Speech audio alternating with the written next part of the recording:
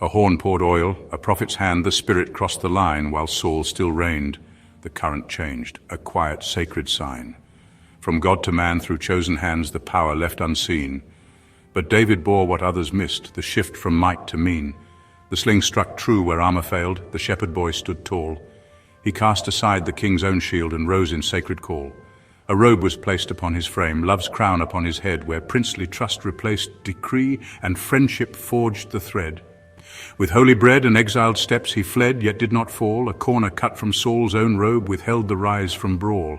In Ziklag's shadow, foreign soil, he held his future reign, a king not yet in title named, but shaped by loss and strain. The crown and armlet, blood-stained gifts, were brought with trembling hand. He mourned the dead and claimed no boast, but took his tribal stand. From Hebron's hills to Zion's gate the kingdom stretched and grew. The throne was built from tears and oath, both loyal and askew. The ark returned, its promise clear, yet stumbled on the way. The ox cart cracked, and death exposed the price of how we pray. Yet David danced in linen white before the gaze of all, for kings must bow when presence moves, or risk a deeper fall. He longed to build a house for God, a covenant divine, where prayer meets word, life will arise. So God did build his line, and David knelt, not to command, but simply to receive.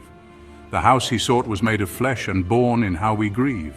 He judged the land with steady hand, yet mercy shaped his court, and sinners at the table sat to balance out his heart. Through sword and spoil realms were shaped, not just by might or war, but how a king could hold the scales and lift the lost and poor.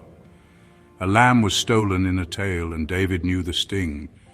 The prophet turned the tale around and struck down David's king. He wept, he fasted, clothed in ash, and bore the bitter rod. The child died, but in his fall he touched the face of God. A robe once woven for a bride was torn beneath disgrace, while Absalom's proud hair became the net upon his face. And David wept but did not act as order came undone. For kings who rise must also judge the shadows in their sun. He counted what he should not count, and judgment filled the air. The angel raised a sword on high, yet mercy lingered there. Upon a floor of threshing grain he built a final plea, that sacrifice might halt the plague and set the captives free. The stones were stacked, the wood was cut, the gold was laid in place. Yet David's work was not to bind, but ready future's grace. With final breath he gave the charge, a law, a line, a flame. And in that twilight passed the crown that bore his holy name.